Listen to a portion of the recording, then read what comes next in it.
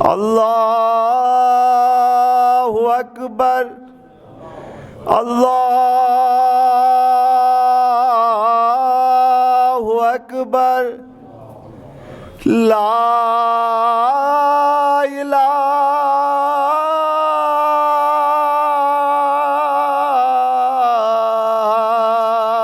الا اللہ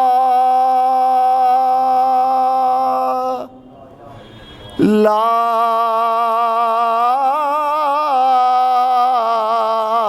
الہ الا اللہ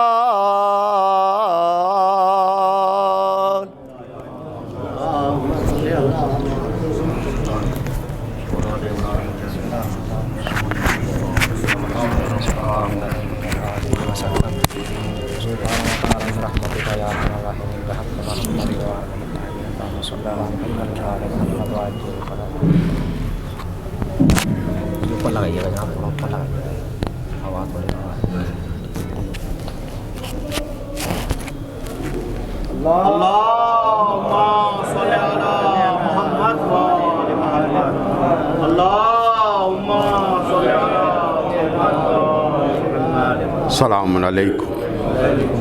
اعوذ باللہ من الشیطان الرجیم. بسم اللہ الرحمن الرحیم. الحمد للہ رب العالمین والصلاة والسلام على سید الانبیاء والمرسلین سیدنا و نبینا و شفیع ذنوبنا و طبیب نفوسنا بالقاسم محمد وأهل بيته الطيبين الطاهرين المعصومين المظلومين ولعنة الله على أعدائهم أجمعين من يومنا هذا إلى يوم الدين. أما بعد فقد قال أمير المؤمنين علي بن أبي طالب لا يترك الناس شيئا من أمر دينهم لاستصلاح دنياهم إلا فتح الله عليهم ما هو أضر منه. حضرات امیر المومنین علیہ السلام،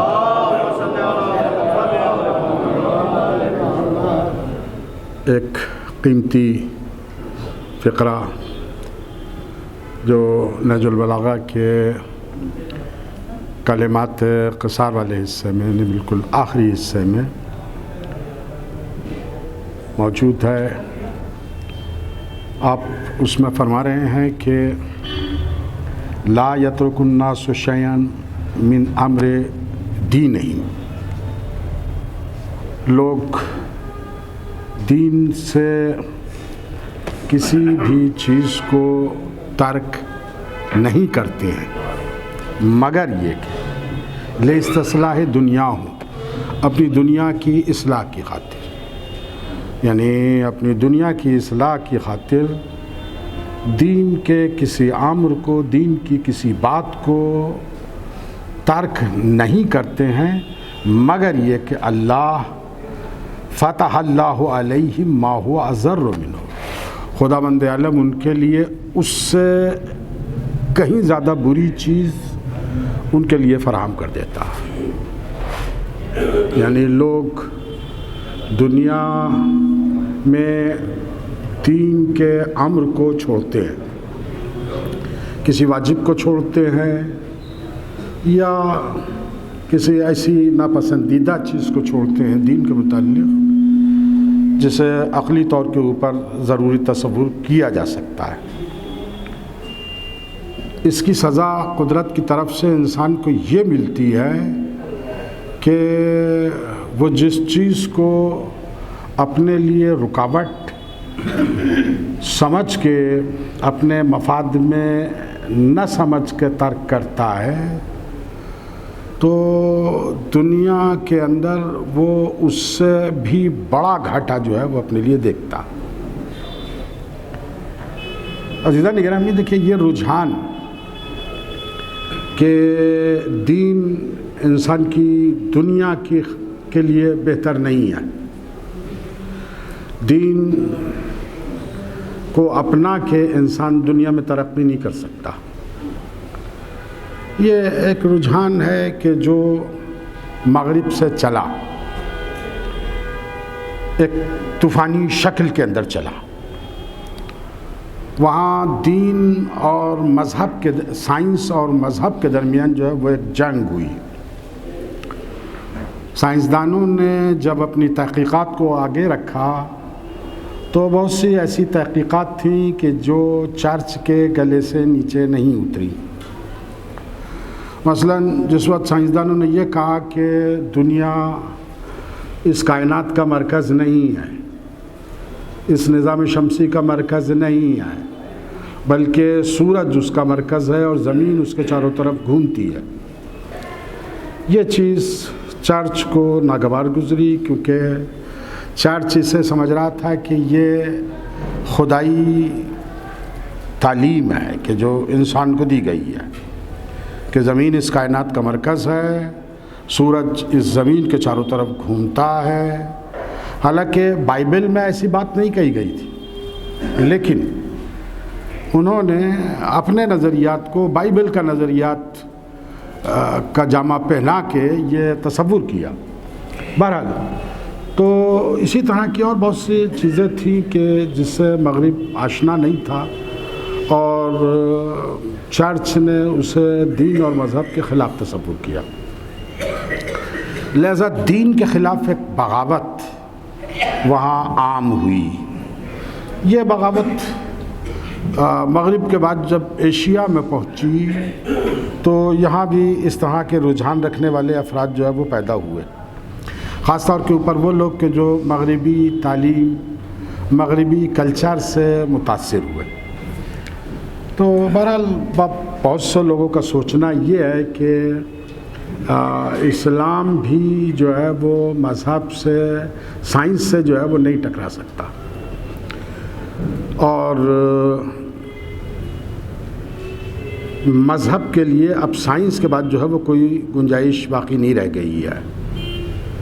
خدا کے وجود تک کو بعض اوقات جو ہے وہ جھٹلایا گیا، اور وہ رجحانات جو ہے وہ ایشیا کے اندر بھی پہنچے۔ بہرحال ایک طبقہ ان کی نقالی کرتے ہوئے، مغرب کی نقالی کرتے ہوئے یہ بات جو ہے وہ کہہ رہا ہے، اور بغیر سوچے سمجھے کہہ رہا ہے۔ حالانکہ جو اسے یہ دیکھنا چاہیے کہ جو صورتحال مغرب میں تھی وہ صورتحال یہاں نہیں ہے۔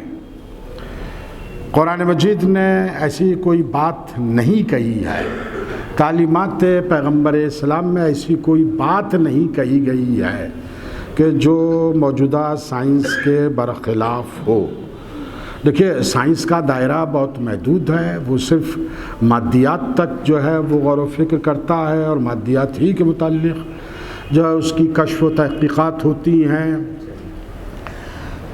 لہذا مذہب اور سائنس کے درمیان، یعنی خاص طور کے اوپر اسلام میں اور سائنس کے درمیان کوئی نزاع اس صورت کے اندر نہیں پائی جاتی ہے۔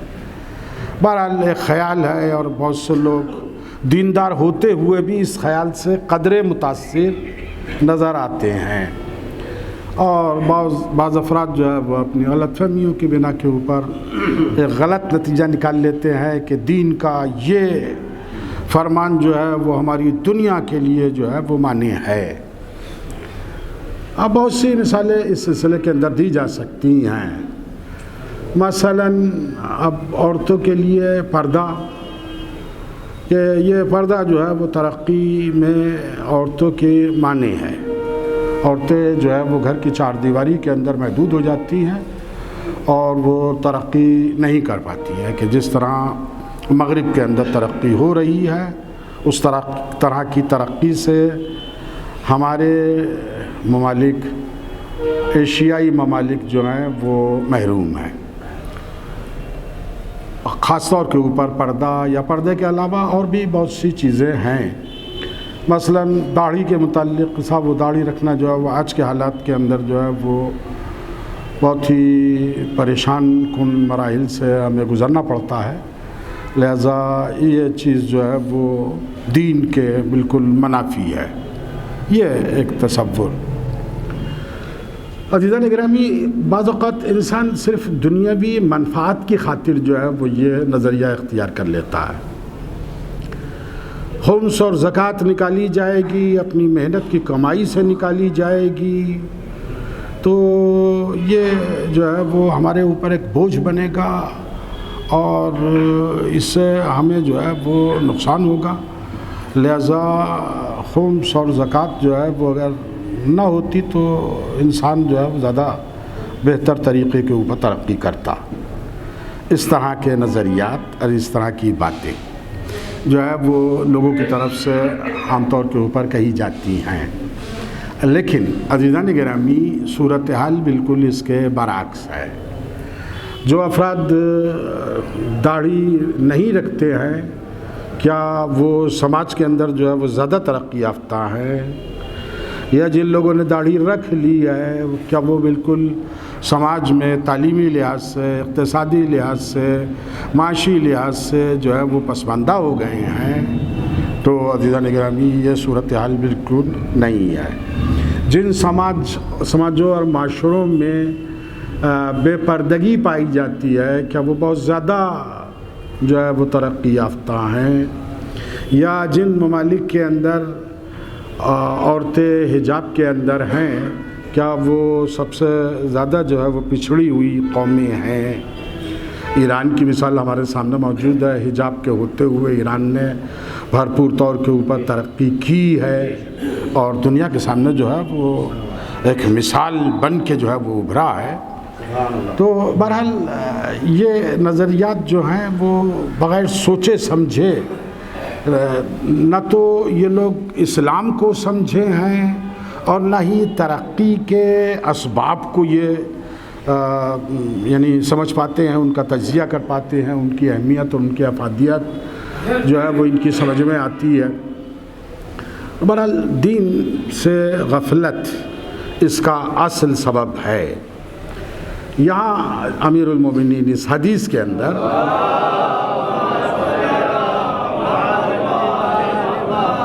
جو بات ارشاد فرما رہے ہیں وہ یہ ہے کہ خداوند عالم ایسے لوگوں کے لیے کہ جو دین کو اپنے حق میں ایک مضر چیز تصور کرتے ہوئے اس سے بچتے ہیں، تو خداوند عالم انہیں اس سے زیادہ نقصان دہ چیز کے اندر جو ہے وہ مبتلا کر دیتا ہے۔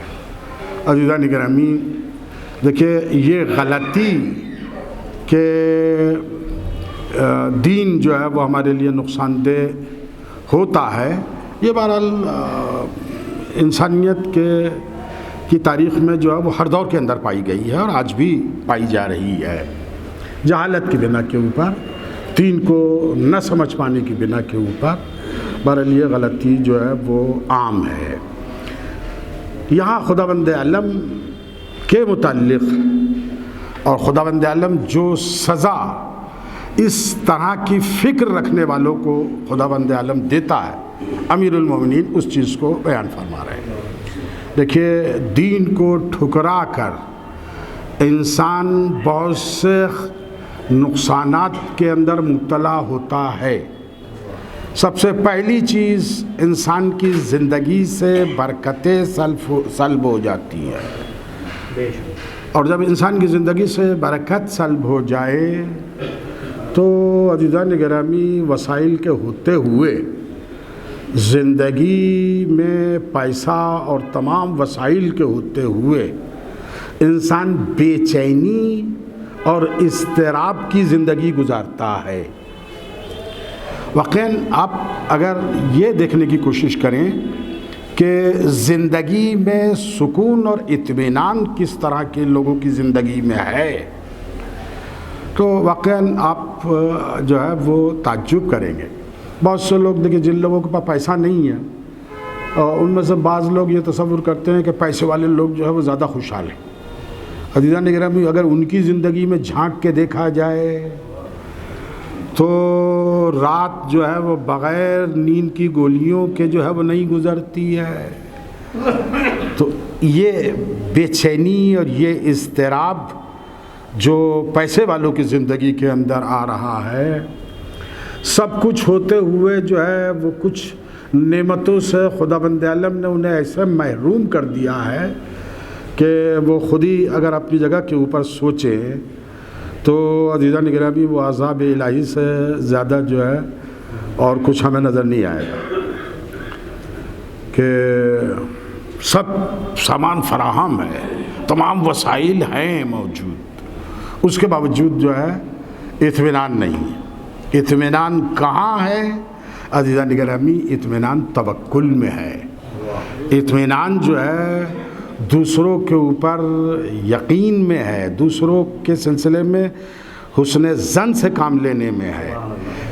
اطمینان جو ہے وہ ذات پروردگار کے ذکر میں ہے۔ الا بذکر اللہ تطمئن القلوب، آگاہ ہو جاؤ کہ اطمینان اور سکون جو ہے وہ ذکر خدا میں ہے، خدا سے جڑے رہنے میں ہے۔ عزیزان گرامی، آج کی موجودہ زندگی کے اندر ڈپریشن جو ہے وہ ایک فیشن کی طرح سے اور ایک وبا کی طرح سے جو ہے انسانی معاشرے کے اوپر حکومت کر رہا ہے۔ یہ کیوں ہے ڈپریشن؟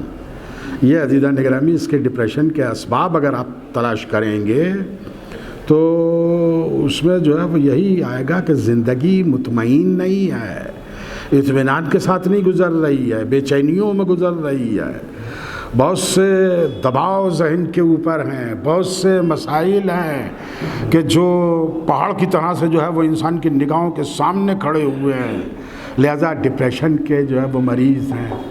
ایک بہت اچھے بات ایک شخص کہ جو موٹیویشنل تقریریں کیا کرتے ہیں، یعنی ماہرین نفسیات ہوتے ہیں کہ جو انسان کی نفسیات کے مطابق جو ہے وہ حل پیش کرتے ہیں اور ایک سماج کو، معاشرے کو ایک طرح کی حرکت کے اندر جمود سے نکال کے حرکت کی طرف جو ہے وہ لے کے آتے ہیں۔ اور آج کل جو ہے بہرحال اس کا یہ دور ہے اور بڑی بڑی کمپنیاں جو ہیں وہ انہیں دعوت دیتی ہے تاکہ ان کی کمپنی کے کارکنان جو ہے وہ ان کی ان موٹیویشنل تقریروں کو جو ہے وہ سنیں اور سننے کے بعد جو ہے کمپنی جو ہے وہ ترقی کرے۔ تو بہرحال اس کا کہنا تھا کہ آپ کسی بھی پاگل خانے میں جائیے، اور دیکھیے بڑی قیمتی بات کہی ہے کہ کسی بھی پاگل خانے میں جائیے اور وہاں آپ ان پاگلوں کی ہسٹری آپ معلوم کرنے کی کوشش کیجیے کہ یہ پاگل جو ہے وہ کیوں ہوئے، انہیں اس بیماری کے اندر یہ کیسے مبتلا ہوئے، تو آپ اکثر لوگوں کو پائیں گے کہ کوئی تو کسی شخص سے بے انتہا حسد اور کینہ اور بغض کی وجہ سے جو ہے وہ اس منزل تک پہنچا۔ اور عزیزان گرامی، واقعاً دیکھیے آپ اپنے طور کے اوپر بھی اگر اس چیز کو تجزیہ کیجئے گا تو یہ چیز حقیقت پائیں گے کہ حسد، بغض، کینہ یہ انسان کو جو ہے وہ کس طرح کی زندگی تک گھسیٹ کے لے جاتا ہے۔ تو ان کا کہنا یہی تھا کہ آپ پاگل خانے میں جائیے اور وہاں پاگلوں کی آپ ہسٹری آپ دریافت کرنے کی کوشش کیجئے۔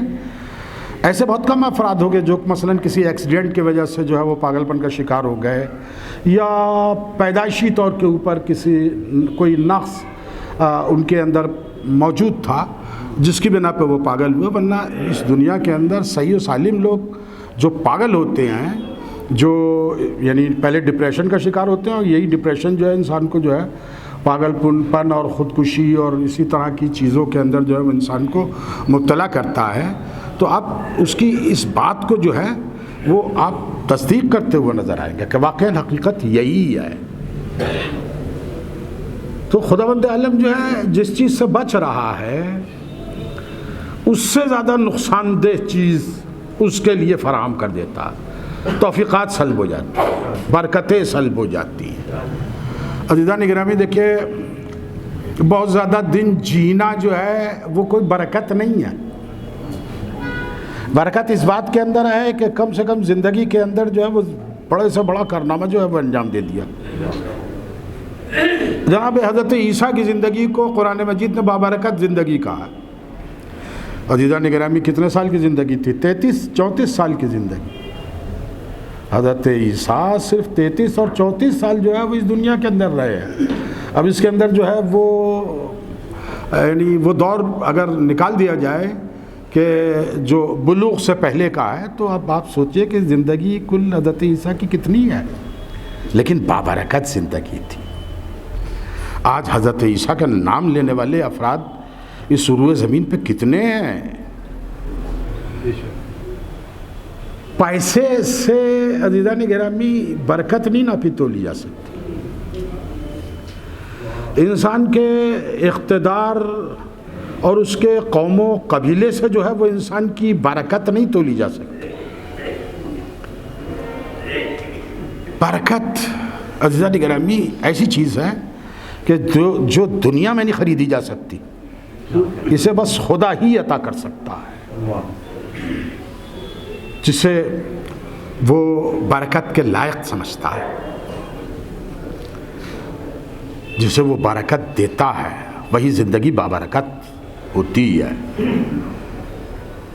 عزیزان گرامی آپ تاریخ اٹھا کے دیکھیے، آپ کو ایک نئی ہزارہ مثالیں ملیں گی کہ جنہوں نے دین کو پس پش ڈالا دنیا کو بہتر بنانے کے لیے، لیکن انہیں نہ دین ملا نہ دنیا ملی.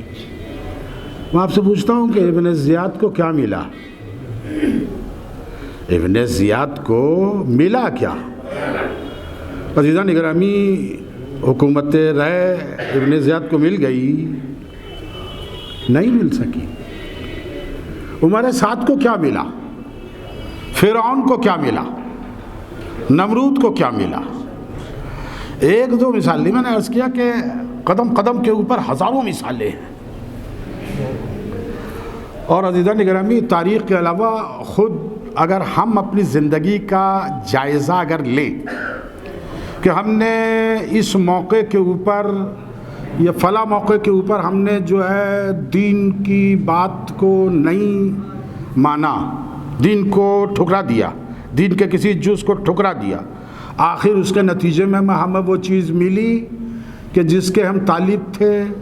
عزیزان گرامی اگر واقعاً اگر ہم اپنا تجزیہ کر سکیں، اگر ہم اپنا جائزہ لے سکیں تو ہمیں خود اپنی زندگی کے اندر یہ چیز مل جائے گی.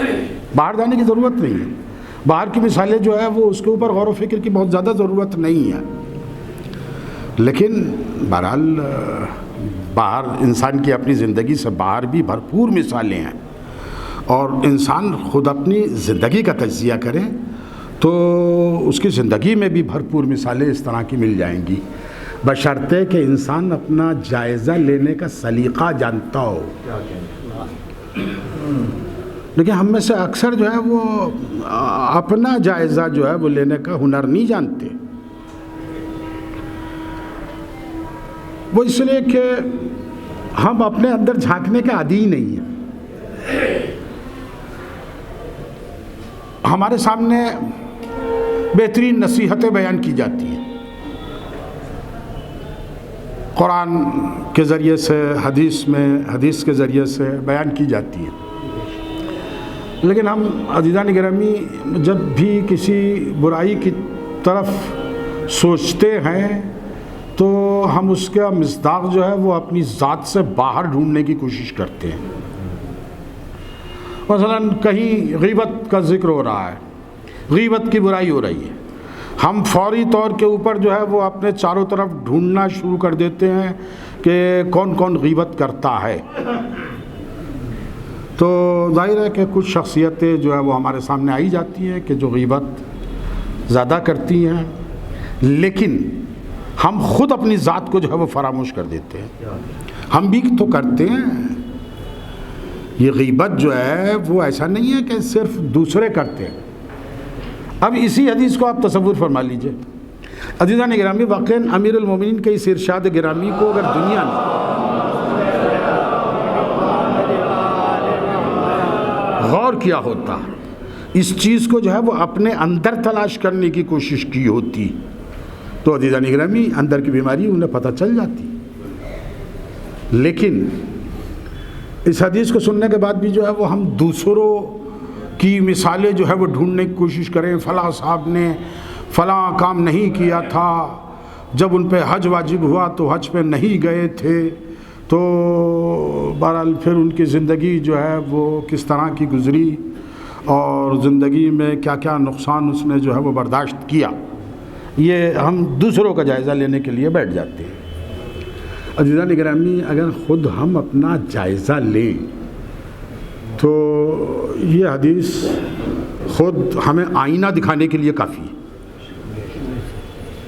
ہم کس موقع و محل کے اوپر ہیں، ہماری صورتحال کتنی ہے، کیسی ہے، یہ عزیزان گرامی حدیث ہمیں بھرپور طور کے اوپر جو ہے وہ ہمیں نشاندہی اس چیز کی جو ہے وہ کر دیتی ہے۔ بہرحال ایک قیمتی اور اہم حدیث ہے، انسان کے اندر انقلاب پیدا کرنے والی حدیث ہے۔ اب دیکھیے، جہاں تک لوگوں کے استدلالات کا تعلق ہے کہ مسلمان آج کیوں پسماندہ ہے، تو مسلمان آج اگر پسماندہ ہے تو وہ دین کو اپنانے کی وجہ سے پسماندہ نہیں ہے، دین کو ترک کرنے کی وجہ سے پسماندہ ہے۔ اور مسلمانوں کی ترقی نہ کر پانے کے کچھ اسباب ہیں جو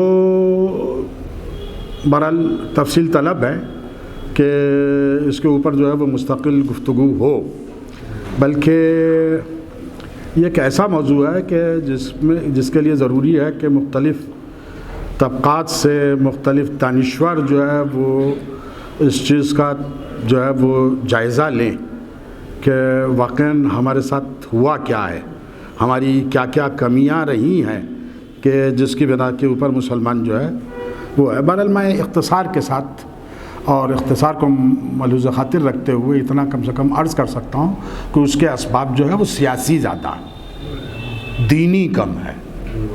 دین مانے نہیں ہوا ہے، ہماری سیاسی فکر کی خرابی جو ہے وہ ہمیں یہاں تک لے کے گئی ہے۔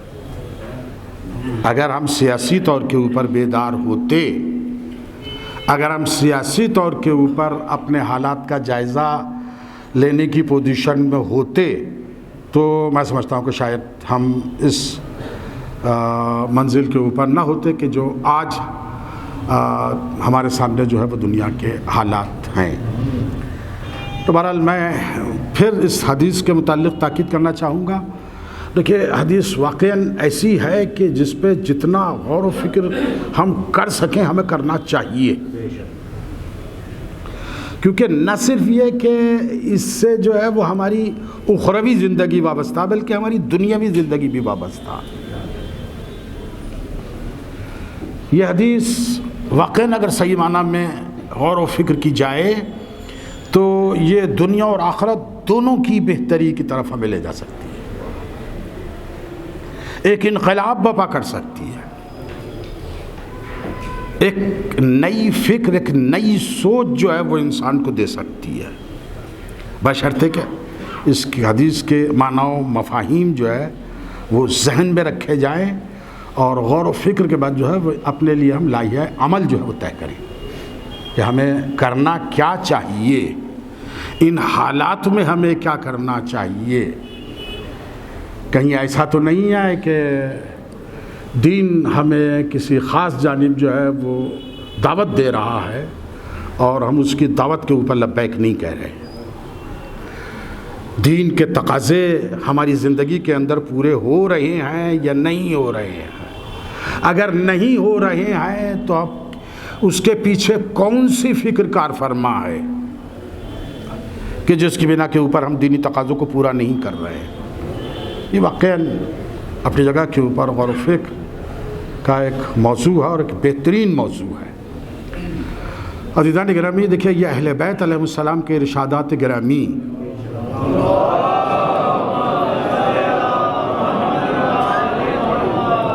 قصوں اور کہانیوں کی طرح سے جو ہے وہ سننے لائق نہیں ہے، بلکہ جس طرح سے قرآن مجید نے تدبر کی دعوت دی ہے، اور بلکہ قرآن مجید کو اگر انسانوں سے کوئی شکوہ ہے تو یہی ہے کہ اس کے اندر غور و فکر سے کام کیوں نہیں لیتے۔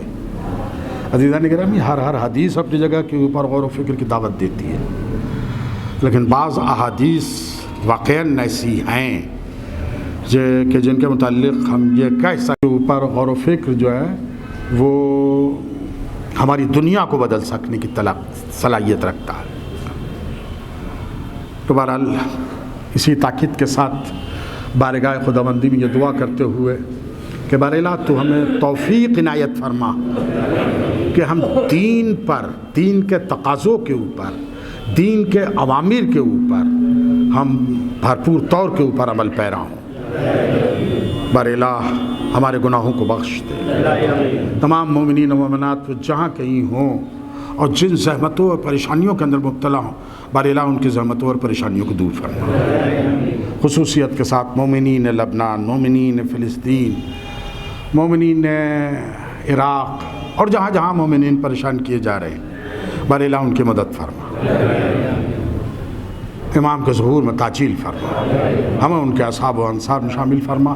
بسم اللہ الرحمن الرحیم، والعصر ان الانسان لفی خسر الا الذین آمنوا وعملوا الصالحات وتواصوا بالحق وتواصوا بالصبر۔